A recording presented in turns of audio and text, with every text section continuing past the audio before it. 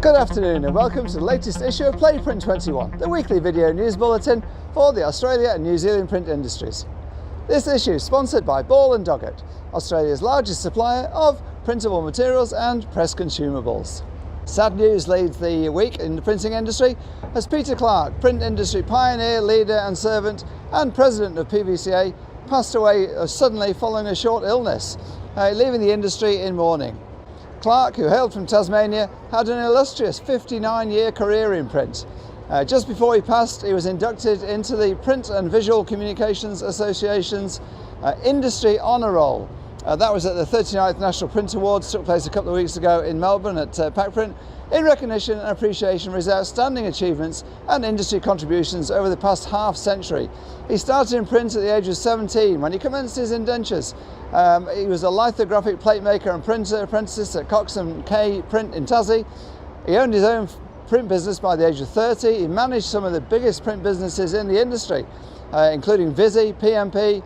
He founded one of the world's most advanced heat set operations, AIW, Australia Independent Web, putting in one of the world's biggest heat set presses, a giant Goss there, achieving $125 million in revenue, just 100 staff. And he was an environmental champion long before it was de rigueur. He played a leading role in Visi's recycling development, in fact. And when he sold AIW to IVE 6 years ago, he volunteered his considerable experience to all and worked tirelessly for the benefit of the entire industry. He was on various boards and in January this year became president of PVCA.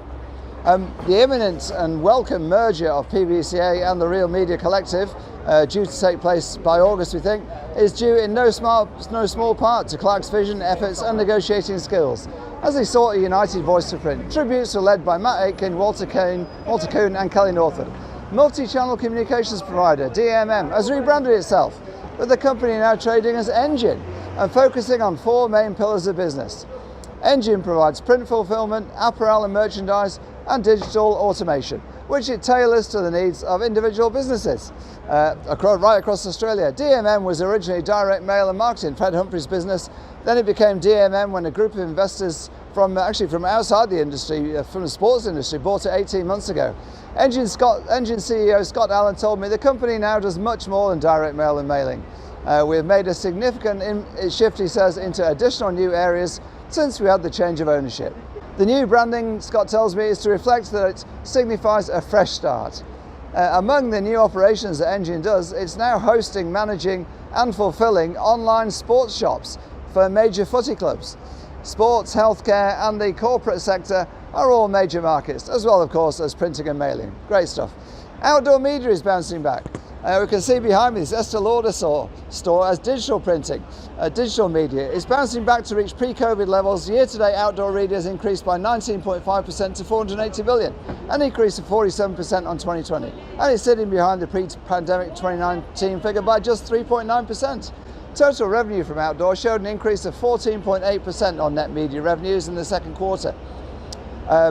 Reporting a figure of $250 million. However, print share continues to decline, with the share now dropping below 40% for the first time. Although in cash terms, it's still well ahead of last year. Printers investing this week include Wenger Cutting Forms, which has purchased a Century 1050Q die cutter from Graphica with a stripping unit as well, helping it speed up its die cutting offerings. And efficiently, it says, eliminate waste. And celebrating 30 years in business, Label Concepts, which is embarking on a new journey into 3D wallpaper, ordering the Demence One-Pass Print and Emboss technology. Director Mark McEwen said, "I look forward to my team developing the interiors market in the years ahead." It's another example of a print business using new technology and the changing market dynamics to get into a whole new market. That's it for this week's issue of Print21.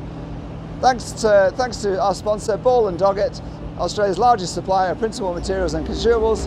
Go to print21.com.au for all these stories and more. This is me, Wayne Robinson, signing off for another week.